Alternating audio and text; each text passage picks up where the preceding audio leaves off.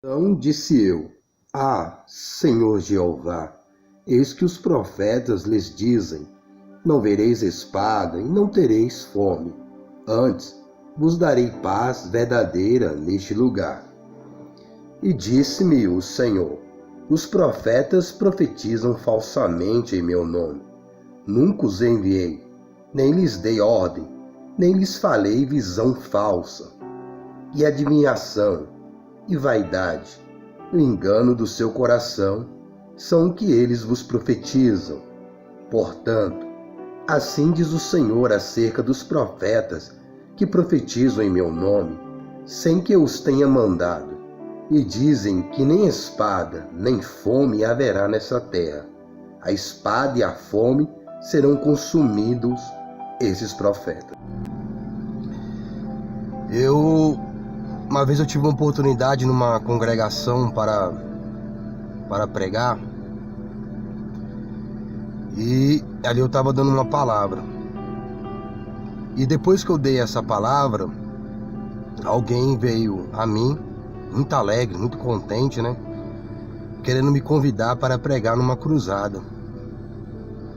E muito entusiasmado essa pessoa. E ele perguntou se eu era presbítero, né? E eu falei não. Aí a alegria dele deu uma diminuída. Aí ele perguntou assim: você é diácono? Aí eu falei não. Aí ele já ficou um pouco mais triste. Aquela alegria dele foi diminuindo. Aí ele: o que você é aqui na igreja? Aí eu falei assim: eu sou membro do corpo de Cristo. Aí ele ficou mais triste ainda. Aí tava trabalhando muito com gelo, trabalhando numa fábrica de gelo, então esses dias foi pancada. Mas graças a Deus eu tô melhor. Mexendo com gelo e tudo, e chuva, enfim, etc. E aí ele falou assim: você tem agenda? A agenda que eles falam é a agenda de pregação, né? Tipo assim, tem pessoas que pregam em muitos lugares, aí eles usam esse termo, né? Se tem agenda tal, para aquele dia, para pregar, se tem muitos lugares para pregar. Eu ia até ser irônico, eu ia falar pra ele: eu tenho 4 agendas, mas eu não quis ser irônico, né? Aí eu falei assim: não, eu não tenho agenda não. Aí pronto. Aí a alegria foi embora de vez. Aí ele já tinha pego o meu número, né? Aí eu falei assim: ele não vai me ligar para pregar na cruzada, porque ele falou que Deus tinha tocado nele para me pregar na cruzada. Mas quando ele foi fazendo as perguntas e as respostas não foram de acordo com aquilo que ele estava pensando, então aí ele desanimou de vez e não ligou, e eu não fui pregar na cruzada. E eu me deparo com situações como essa muitas vezes. O Espírito do Senhor toca na pessoa, mas ela tem os conceitos dela, né? E a gente vive num contexto hoje de glórias, honra e louvores humanos. Então as pessoas estão mais preocupadas em glória, honra e louvores de homens do que glória, honra e louvor de Deus. Então elas estão mais preocupadas em agradar homens para alcançar alguma coisa, para ter alguma coisa, do que agradar a Deus para ter alguma coisa no reino de Deus. Então já aconteceu situações diversas nesse contexto. Já teve situações de Deus me dar a palavra, falar com quem está na frente, e a pessoa não obedecer a voz de Deus, por causa de questões políticas, a qual nós vivemos hoje no meio evangélico. Porque hoje está pregando em vários lugares, isso traz muita glória, honra e louvores humanos, traz dinheiro, traz status, e alguns até conseguiram se eleger a deputados e posições semelhantes nesse contexto, através desse movimento de glória, honra e louvores humanos. E muitos mesmo desses, não é o que Deus quer para pregar ali naquele lugar. Mas os que estão na frente, eles estão pressionados por essa glória, honra e louvores humanos, que eles são impelidos não pelo Espírito Santo, mas pela sua própria carne ou a instituição em si, para convidar a pessoa tal.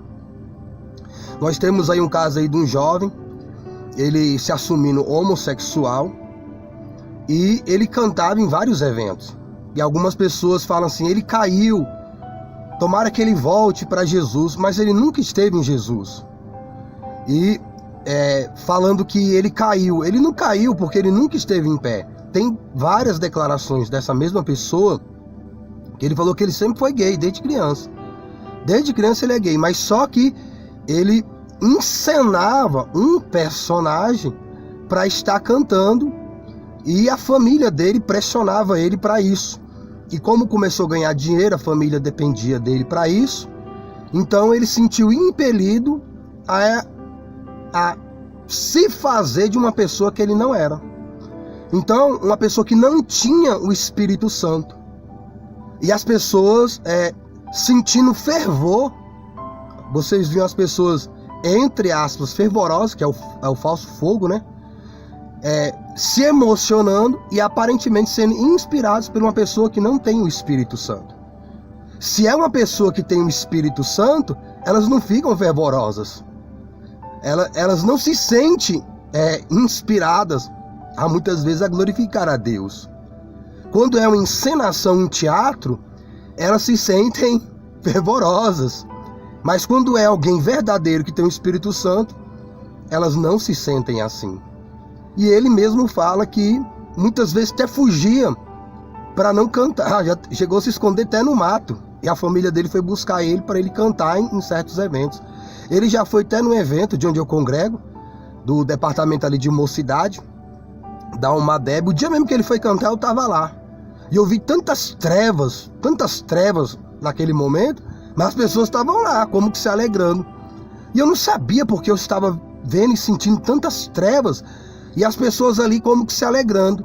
A gente até chega a pensar, poxa, Senhor, eu estou muito ruim mesmo, porque as pessoas estão se alegrando e eu não estou tendo essa alegria aí, eu não estou tendo comunhão com quem está cantando. E eles estão tendo comunhão. Aí se passa o tempo, aí agora ele se assume homossexual, algo que ele já era há muito tempo. Então ele nunca teve arrependimento disso e nem conversão. Ele fazia uma encenação. E teve outro também que frequentava o meio, casos de adultério e etc. E outros mais. Então, por causa dessa política, né, dessa inspiração anticristo, porque isso é uma inspiração anticristo, né, essa inspiração de glória, honra e louvores humanos é uma inspiração anticristo, não é por Cristo. E é o que vai vir a seguir, que eu vou fazer um comentário nesse contexto de algo que aconteceu nesses dias. Uma pessoa me convidou para pregar, depois desmarcou a agenda por 2 vezes e ainda veio com o argumento que é porque eu falei sobre um assunto e era heresia. Ele comentando que Pedro estava disposto a morrer por Cristo, contradizendo a própria palavra de Cristo, que quando Pedro cortou a orelha do soldado, ele estava disposto realmente a morrer por Cristo. Não, ele estava disposto a matar, mas não a morrer. E é o que nós vamos ver aí a seguir nesse contexto.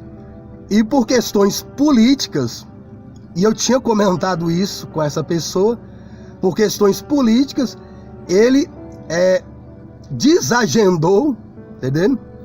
Ele me desconvidou, ele me convidou e ele mesmo me desconvidou sobre aquilo que o próprio Deus tinha falado com ele. E ele veio com esse argumento, como que justificando a sua falta de palavra. Beleza? Fique com Deus e boa meditação das coisas do alto.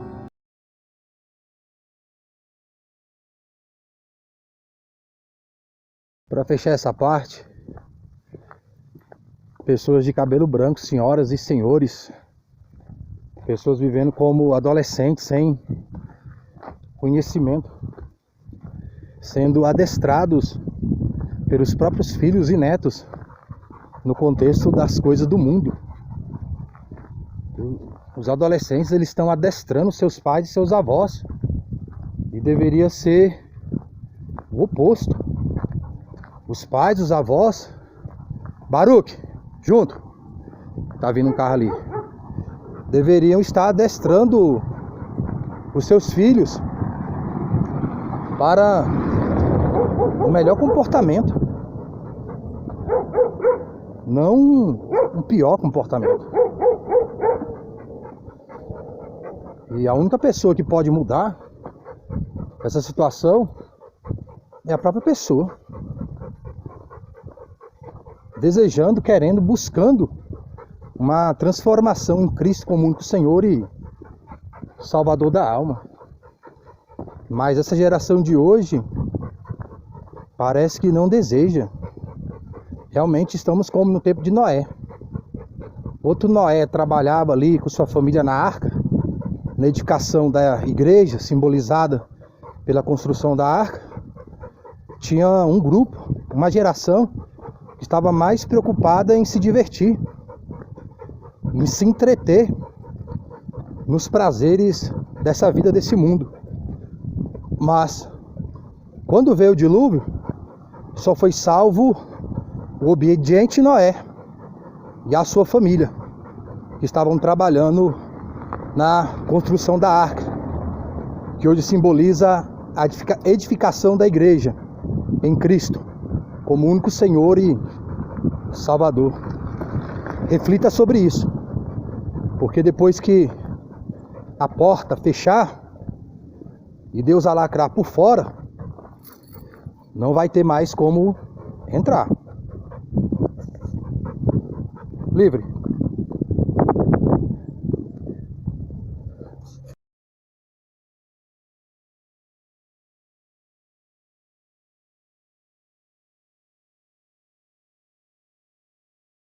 Então fica essa meditação aí, e que Deus abençoe dentro desse contexto, e o Espírito Santo do Senhor possa te convencer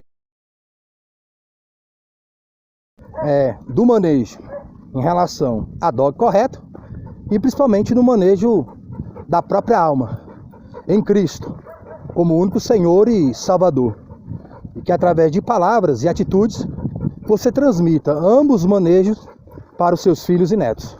Amém? Com Deus, tudo de bom.